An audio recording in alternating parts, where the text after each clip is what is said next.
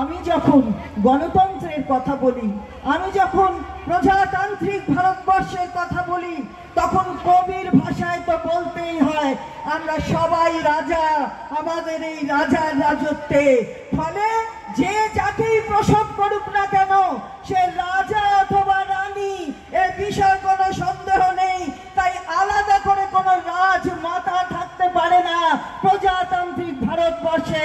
আমরা বলতে চাই যে সাধারণ মানুষ হয়ে কাজ করতে হবে। মহুয়া মৈত্রের সমর্থনে ভোট প্রচারে এলেন মন্ত্রী চন্দ্রিমা ভট্টাচার্য।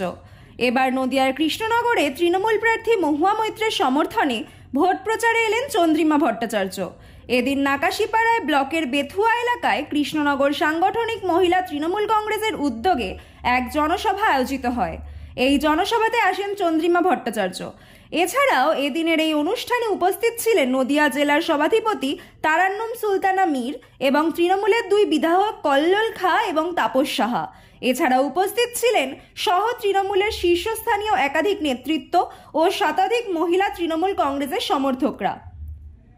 ভারতবর্ষের লড়াই তো আছেই, কিন্তু এখানে একটা মেয়ের লড়াই, একটা মেয়ের সম্মানের লড়াই, একটা মেয়েকে অন্যায়ভাবে বহিষ্কার করার লড়াই।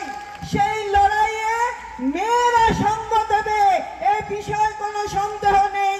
সেই মহিলাদের কাছে আবেদন রাখতে এসেছি, কৃষ্ণনগরের নির্বাচন নিশ্চিতভাবে প্রমাণ করে দেবে সারা ভারতবর্ষের কাছে মেয়েদের অপমান করলে বাংলার মানুষ তো ছাড়েই না, সারা ভারতবর্ষের মানুষ ছাড়ে না।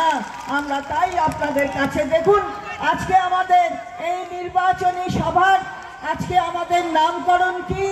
সবাই বলো, লক্ষ্মী এলো, লক্ষ্মী এসেছে, নিচে লক্ষ্মী, ওপরে লক্ষ্মীরা বসে আছে।